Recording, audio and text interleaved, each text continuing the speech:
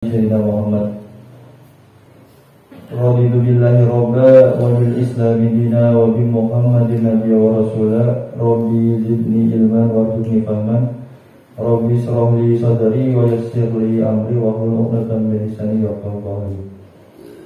Alhamdulillah, segala puji bagi Allah yang telah memberikan kita semua nikmat iman, nikmat Islam, nikmat sehat walafiat, sehingga pada pagi hari ini kita masih diberikan hidup, masih diberikan keimanan, keislaman, kesehatan, sehingga bisa sholat subuh berjamaah di mushola Azikra dan melanjutkan dengan bersama-sama belajar menuntut ilmu terkait dengan agama kita, agama Islam. Semoga kita selalu diberikan keistiqomahan dalam menjalankannya. Amin. Amin.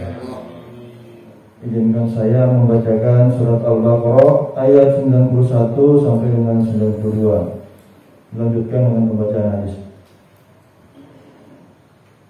A'udzu billahi minasy syaithanir rajim. Bismillahirrahmanirrahim. Wa idza qila lahum aminu bima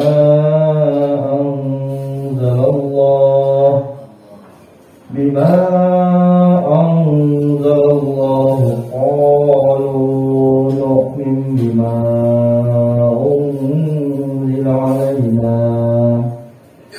unzila alaina wa yakfuruna bima wara'ahu wa huwal haqqu musaddiqan lima ma'ahum.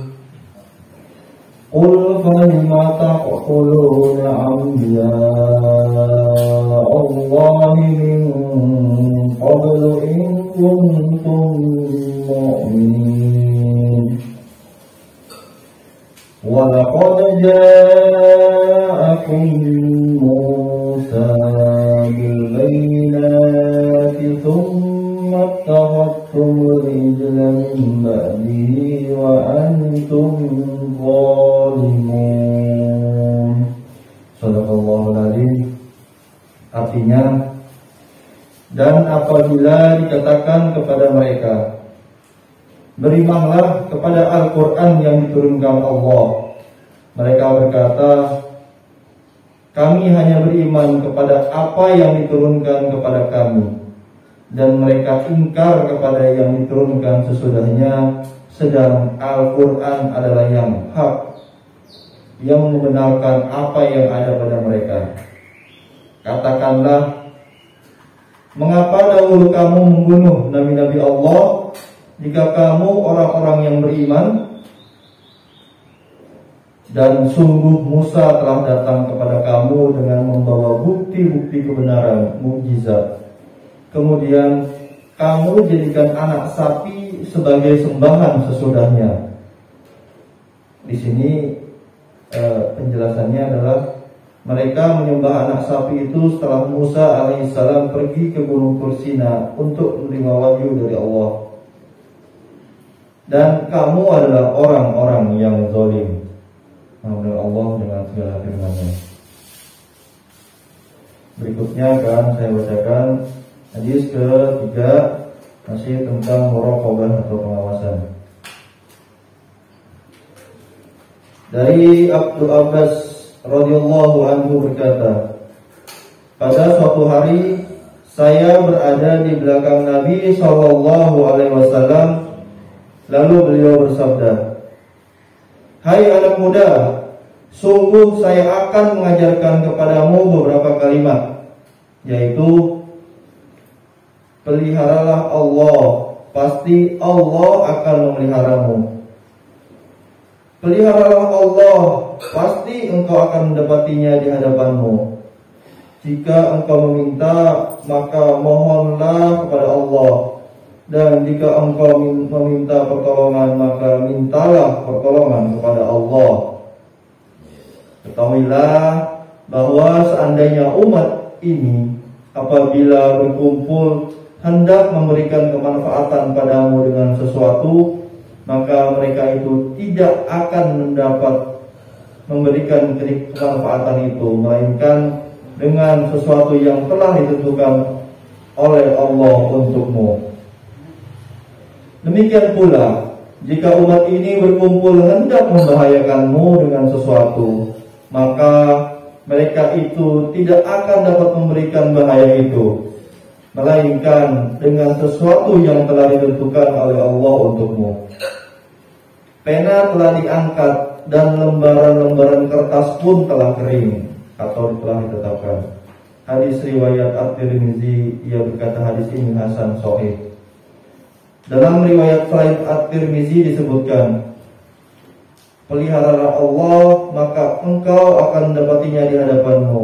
Ingatlah Allah di waktu engkau ada dalam keadaan lapang, maka Allah akan mengingatmu di waktu engkau dalam kesulitan. Ketahuilah bahwa apa saja yang terlepas dari dirimu pastilah tidak akan mengena kepadamu, dan apa saja yang mengena pada dirimu pasti tidak akan dapat melesat dari dirimu. Ketahuilah bahwa pertolongan itu beserta kesabaran, dan kelapangan itu beserta kesukaran, dan bahwa beserta kesukaran itu pasti ada kemudahan.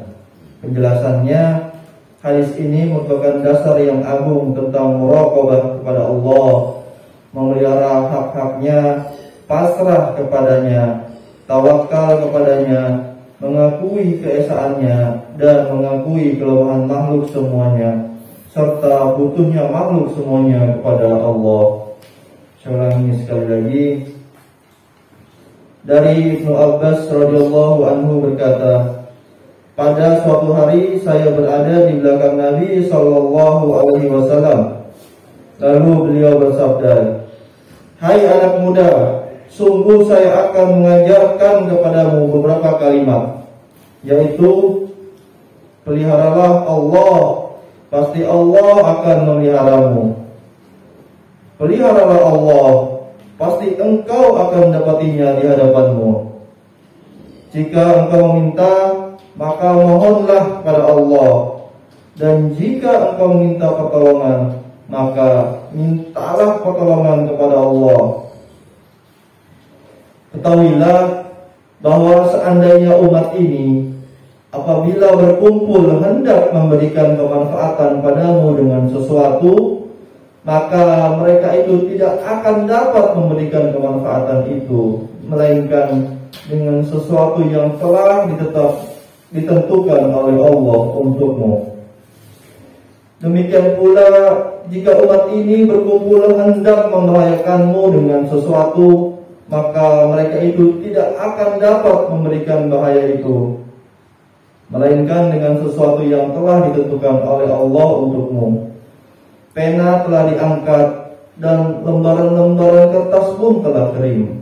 Hadis riwayat At-Tirmizi, ia berkata hadis ini hasan sahih. Dalam riwayat lain selain At-Tirmizi disebutkan, peliharalah Allah, maka engkau akan mendapatinya di hadapanmu. Ingatlah Allah di waktu engkau dalam keadaan lapang, maka Allah akan mengingatmu di waktu engkau dalam kesulitan. Ketahuilah bahwa apa saja yang terlepas dari dirimu pastilah tidak akan mengena kepadamu, dan apa saja yang dapat mengena pada dirimu pasti tidak akan dapat melesat dari dirimu. Ketahuilah bahwa pertolongan itu beserta kesabaran, dan kelapangan itu beserta kesukaran, dan bahwa beserta kesukaran itu pasti ada kemudahan.